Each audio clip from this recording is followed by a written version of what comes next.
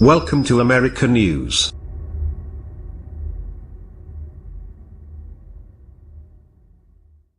In the wee hours of September the 23rd, U.S. bombers and F-15C fighters flew over the Sea of Japan, known in Korea as the East Sea, north of the Demilitarized Zone DMZ that separates North and South Korea. It was said to be the first such flights in the area this century, and reports would have readers believe that the sorties were unique accomplishments of aerial daring-do. Well, maybe, but probably not. Any statement that an aircraft flew in international waters in attempting to show bravery or demonstrate force has little value.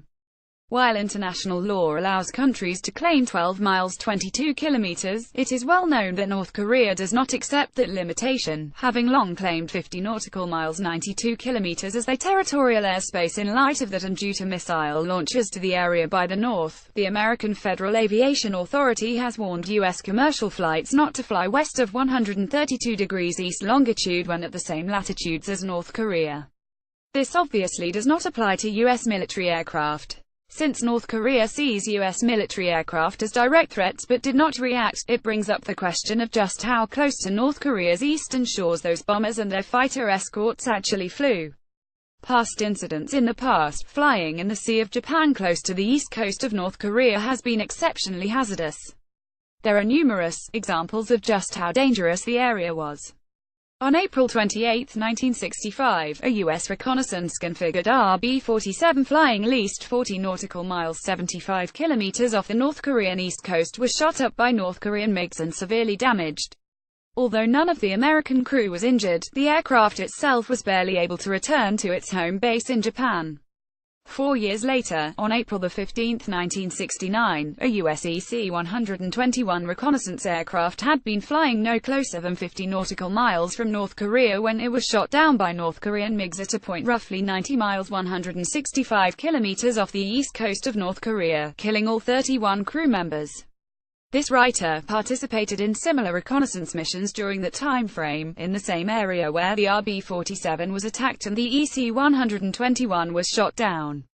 It was a dangerous place to be then, white-knuckle flying at times.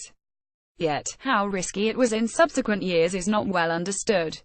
For example, on March 4, 2003, an American RC-135 reconnaissance aircraft was intercepted by North Korean fighters about 150 miles 275 kilometers off the east coast of North Korea. Even though the North Korean fighters did not fire on the U.S. jet, one fighter did light up to the American plane with its fire control radar, an action universally considered hostile. Any statement that an aircraft flew in international waters in attempting to show bravery or demonstrate force has little value. The fact that Pyongyang sent its jets out to intercept the U.S. plane demonstrated that North Korea was still sensitive to the presence of foreign aircraft in airspace well beyond what it has formally claimed.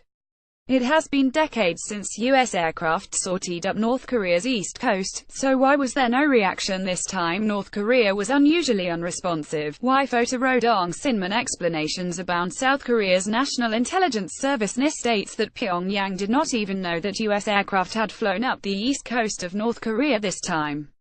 NIS explanations for the North Korean non-reaction also included 1. Their interceptor aircraft crashing in the dark, 2. Surveillance radars not being turned due to power outages, and 3. The B-1B stealth bombers not showing up clearly on radar. Missing from such a set of rationalizations was North Korean night shift radar operators being inattentive.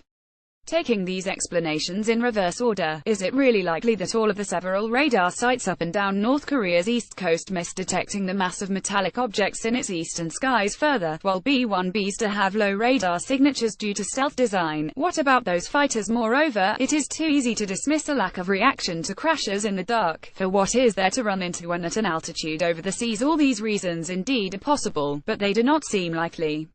It is true that in the past North Korean pilots rarely flew during hours of darkness or ventured great distances over water, and that lack of training has likely been exacerbated by scarce fuel supplies. However, with hostiles on their screens, it seems that something would have been scrambled. We just do not know yet. What we do know, though, is that North Korean surveillance radar can distinguish between a large type, a bomber or a reconnaissance plane, and a large type accompanied by several small types, fighters. We also know that the North has declined in the past to engage American aircraft protected by fighters performing BARCAT barrier combat air patrol. Thus, a more probable explanation for the stand-down of the DPRK Air Force is threefold: 1. Unfamiliarity with long-distance over-water flights, 2. Unfamiliarity with extended flying in the dark, and 3. Lack of desire to engage several U.S. fourth-generation fighters. No doubt the North Koreans are well aware of the prowess of American aircraft, particularly in the dark. As often claimed, U.S. fighters and other American tactical aircraft flew on the night.